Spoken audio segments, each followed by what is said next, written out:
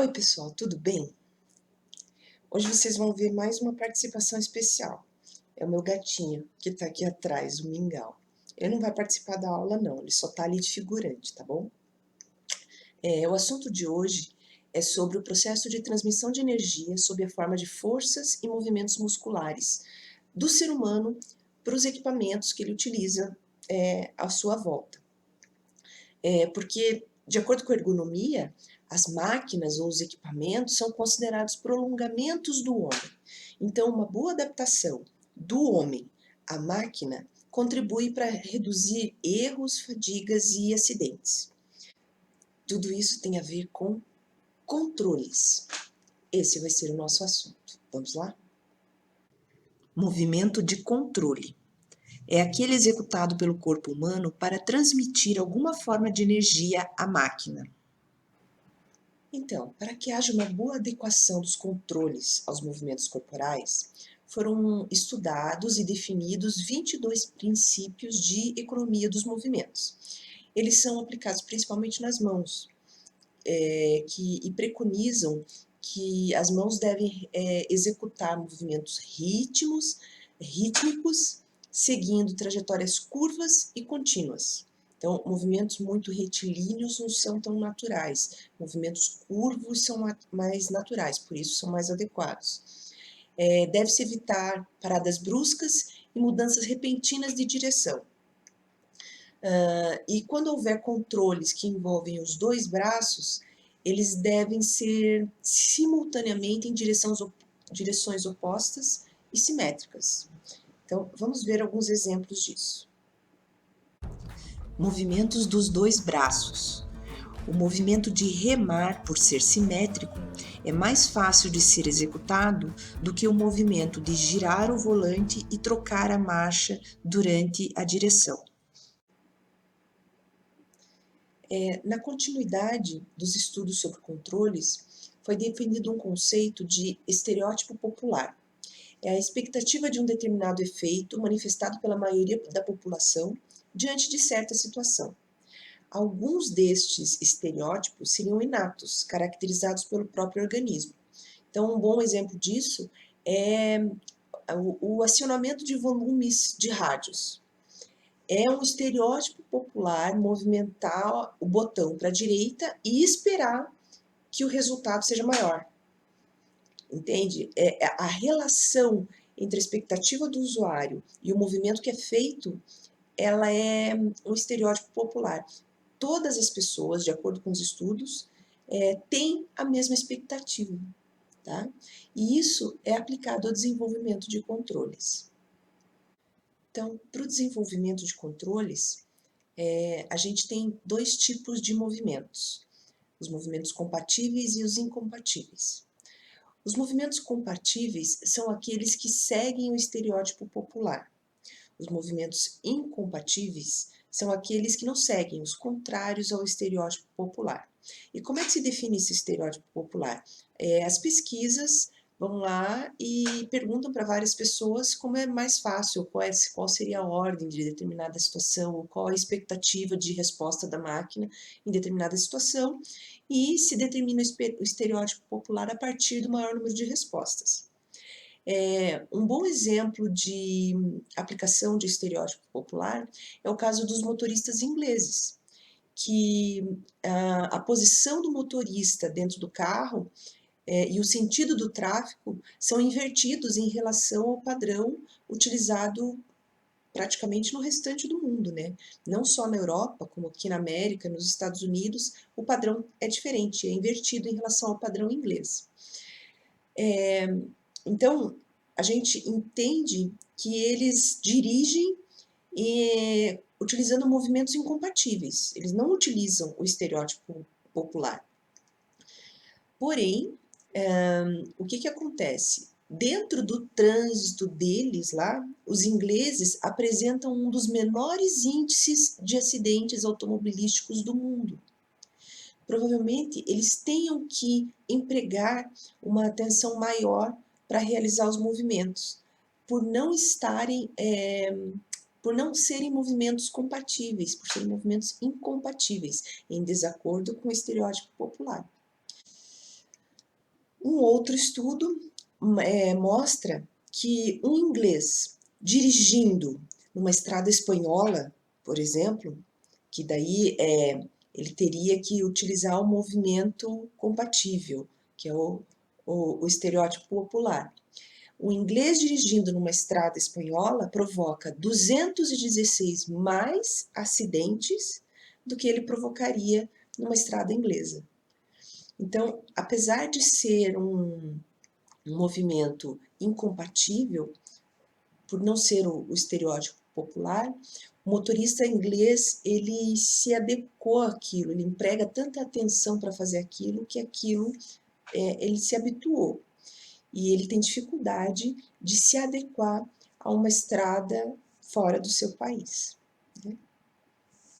Dentro dessa mesma linha de raciocínio, a gente se depara com a situação dos canhotos. Canhotos são as pessoas que manifestam preferência pelo uso da mão esquerda e representam cerca de 10% da população apenas. Com isso, praticamente todos os produtos são criados para os destros e os canhotos têm que se adaptar. Pelo fato dos canhotos acabam tendo que se adaptar ao uso da outra mão no dia a dia, pela oferta dos produtos, em teste de inversão da mão dominante, os canhotos apresentam desempenho melhor, porque eles já são meio que treinados a inverter a mão desde pequenos, desde muito cedo, por conta da oferta de produtos. Vejam que interessante. Este site é um dos que comercializa produtos específicos para canhotos. Então, na continuidade do estudo, existe a compatibilidade espacial. Além da compatibilidade de movimentos, em que o movimento de controle sugere o movimento do mostrador e vice-versa, há também a compatibilidade espacial, em que a posição relativa dos controles, dos controladores e dos mostradores no espaço sugerem essa correspondência. A gente vai ver um exemplo no caso do uso de um fogão, a posição dos botões dos acendedores em relação à posição dos queimadores. Veja só. Um experimento foi realizado com fogões de 4 bocas, fazendo-se 4 arranjos diferentes de queimadores e botões. Observou-se que os sujeitos não cometem erros quando há algum tipo de correspondência espacial entre a posição dos botões e dos queimadores, apresentada no arranjo 1. Quando essa correspondência deixa de existir, os erros aparecem a taxas de 6 a 11%. Observa-se também que os botões dos fogões não seguem o estereótipo popular, pois giram para a esquerda para acender ou ligar. Nos fogões disponíveis no mercado atual, não pôde ser observado um padrão de arranjo entre queimadores e botões. Cada indústria cria a sua própria organização e o consumidor que se adapte a ela. Quando há controles associados a mostradores, displays ou luzes no painel, o relacionamento entre eles é regido por 3 princípios. O primeiro princípio diz assim: os movimentos rotacionais no sentido horário estão associados a movimentos de mostradores para cima e para a direita. Vejam um exemplo.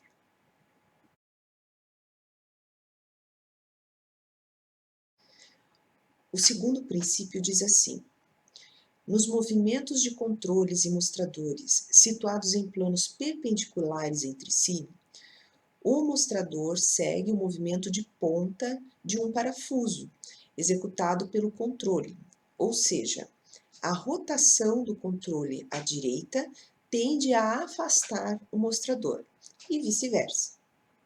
Vamos ver um exemplo.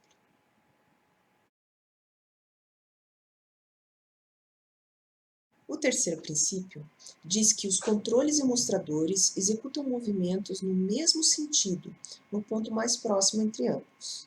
Em outras palavras, é como se existisse uma engrenagem imaginária, de modo que o movimento de um deles arrastasse o outro. Esse princípio se aplica também aos controles e mostradores situados em planos diferentes. Vamos ver um exemplo.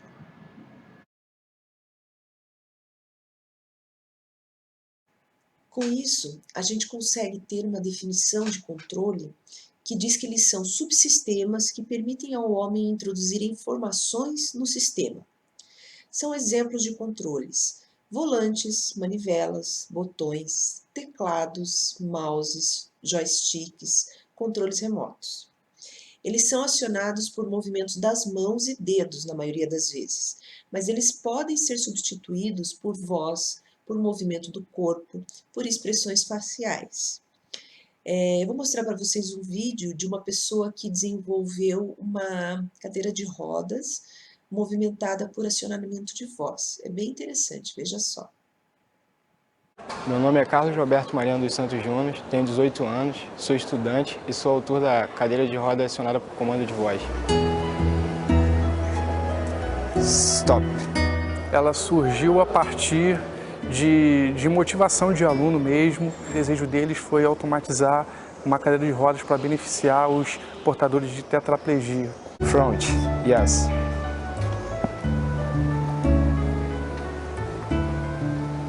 A gente escolheu um microfone e regulamos para baixa sensibilidade, ele é direcional, então ele fica bem encostado aos lábios do cadeirante para que ele não capte muito ruído no seu redor.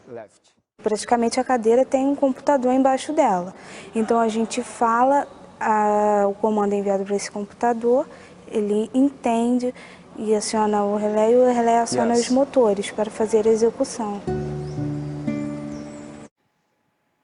Os controles são classificados em dois tipos, existem duas classificações: o controle discreto e o controle contínuo.